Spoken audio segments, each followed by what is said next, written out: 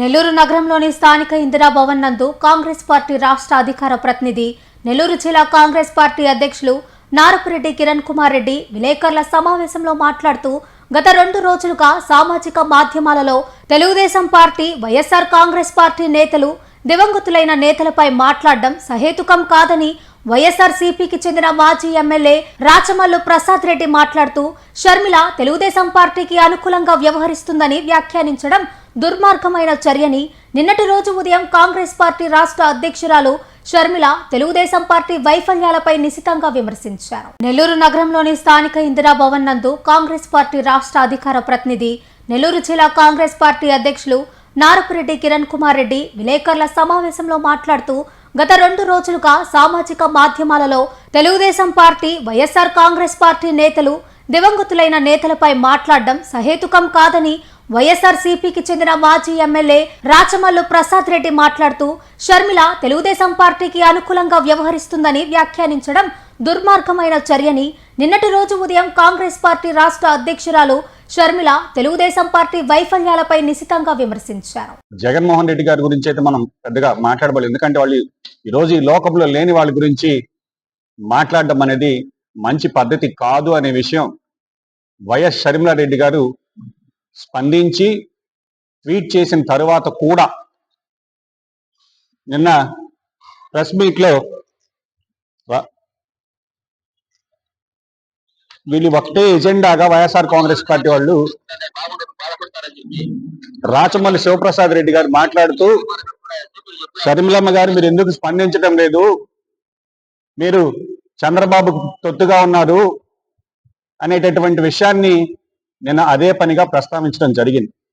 కాబట్టి వైఎస్ఆర్ కాంగ్రెస్ పార్టీ వాళ్ళు ఎక్కడ కాంగ్రెస్ పార్టీ బలపడుతుందో, పిసిసి అధ్యక్షురాలు బలపడుతుందో అని ఒక వ్యూహం ప్రకారంగా షర్మిలమ్మ గారు ఏదో చంద్రబాబు గారి మౌత్పీస్ అని లేదా టీడీపీకి అంటగాగుతుందని ఏ విధంగా అయినా కానీ దాన్ని తీసుకొచ్చి ముడిపెడుతున్నారు. షర్మిలమ్మ గారు స్పష్టంగా ట్వీట్లో చాలా నీట్గా స్పందించారు. ఆ ట్వీట్ కాపీ కూడా ఇది.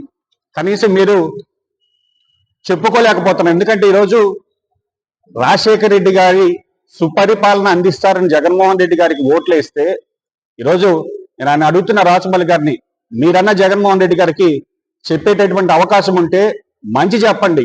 ఈ భజన చేసి అంతా బాగుందని మీలాంటి భజన బ్యాచ్ వల్లనే ఈరోజు జగన్మోహన్ రెడ్డి గారి పరిస్థితి ఆ స్థాయికి దిగజారింది. వాస్తవాలు తెలుసుకోవాలనే ఉద్దేశం మీకు లేదు. తెలుసుకుంటారేమో, మారతారేమో అనేటటువంటి జనాల యొక్క ఆశలు కూడా చనిపోయి ఈరోజు వైఎస్ఆర్. కాబట్టి ఏదో ఒక విధంగా షర్మిలమ్మ చంద్రబాబు మనిషి అనే ముద్ర వేసేదానికి మీరు చేస్తున్న ప్రయత్నం కానీ, మీ సోషల్ మీడియాలో మీరు చేసేటటువంటి అరాచకాలు కానీ, ఒక రాజశేఖర రెడ్డి బిడ్డగా మీరు కనీసం గౌరవం ఇస్తున్నారా? ఎట్లా మాట్లాడుతున్నారు వైఎస్ఆర్ కాంగ్రెస్ పార్టీ వాళ్ళు షర్మిలమ్మని? కాబట్టి ఈరోజు రాజశేఖర రెడ్డి గారి ఆశయాల్ని సాధించడం కోసం వచ్చిన వాళ్ళు నిజమైన వారసులు అవుతారు తప్ప ఆస్తుల కోసం కొట్లాడుకున్న వాళ్ళు వారసులు కాదు. ఈరోజు రాజశేఖర రెడ్డి గారి ఆశయం ఏదైతే రాహుల్ గాంధీ గారిని ప్రధానమంత్రిగా చూడాలని అనుకుంటున్నారో, ఈరోజు కాంగ్రెస్ పార్టీలో చేరి షర్మిలమ్మ ఆ పని చేస్తున్నారు. కాబట్టి వైఎస్ఆర్ కాంగ్రెస్ పార్టీ వాళ్ళు ఇప్పటికైనా కూడా మనం గడిచిన పరిపాలనలో మనం ఎందుకు ఇంత 11 స్థానాలకు పడిపోయాం, మనం చేసినటువంటి అరాచకాలు ఏంటి, రాజశేఖర రెడ్డి గారి సుపరిపాలనకి దీనికి సంబంధం ఉందా? కాకపోతే వీళ్ళు మాట్లాడితే పొగుడుకుంటే ఇంకా పాత పొగుడుకొని సరిపోతుంది తప్ప వీళ్ళు వాస్తవాలు తెలుసుకునేటటువంటి పరిస్థితులు లేరు. కాబట్టి అయా రాచమల్లి గారు, మీరు గతంలో కూడా షర్మిలమ్మ గురించి మాట బాగుంటుంది అని ధైర్యంగా బీజేపీని ఎదిరించి కాంగ్రెస్ తో జతగట్టి ఈరోజు అక్కడ సీఎం సీట్లో కూర్చున్నాడు. కనీసం అదన్నా చూసి ఈయన మారతాడేమో మేము ఆశిస్తున్నాం. కాబట్టి కాంగ్రెస్ పార్టీ ఎవరు తొత్తుగానో పనిచేయాల్సిన అవసరం లేదు. ప్రజల కోసం, ప్రజల పక్షాన ఈరోజు బీజేపీతో కొట్లాడేటటువంటి పార్టీ ఏదైనా ఉందంటే అది ఒక కాంగ్రెస్ పార్టీయే. ఈరోజు బీజేపీ అంటేనే బాబు, జగన్, పవన్ అని కనీసం మోడీ గారిని మీరు ఏమైనా మాట్లాడేటటువంటి ఇది ఉందా?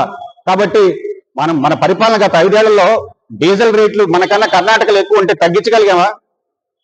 కాబట్టి 10 రూపాయలు ఎక్కువ డీజిల్కి దండుకుంటుంది, ఇసుక అమ్ముకుంటుంది, మద్యం అమ్ముకుంటుంది, వ్యాపారాన్ని అదే ఈస్ట్ ఇండియా కంపెనీ అలా ప్రభుత్వాన్ని నడిపి ఈరోజు వాళ్ళ చేత దిట్టించే బదులు మీరు ఎదురుంటే మీరు చూసుకోవాలి. చనిపోయిన రాజశేఖర రెడ్డి గారి గురించి వాళ్ళ గురించి మాట్లాడడం సబబు కాదని తెలుగుదేశం వాళ్ళకు చెప్తూ, కాబట్టి ఈరోజు షర్మిలమ్మ ఇంత స్పష్టంగా తెలుగుదేశాన్ని, తెలుగుదేశం నాయకుల్ని, తెలుగుదేశం హామీల్ని మాట్లాడుతూ ఇంత పెద్దగా ట్వీట్ చేసిన తర్వాత కూడా రాచమల్లి శివప్రసాద్ రెడ్డి గారు ఆ విధంగా మాట్లాడుతున్నారు.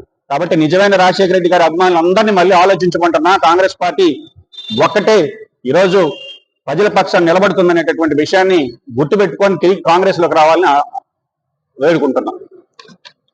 Narayana residential schools Dhanalakshmipuram Nellore Andhra Pradesh 10th ఫలితాల్లో రికార్డులను తిరగరాస్తూ మరే విద్యా సంస్థ అందుకోలేని ఎత్తులో విజయకేతనం ఎగురవేసింది నారాయణ రెసిడెన్షియల్ స్కూల్స్ ధనలక్ష్మీపురం నెల్లూరు.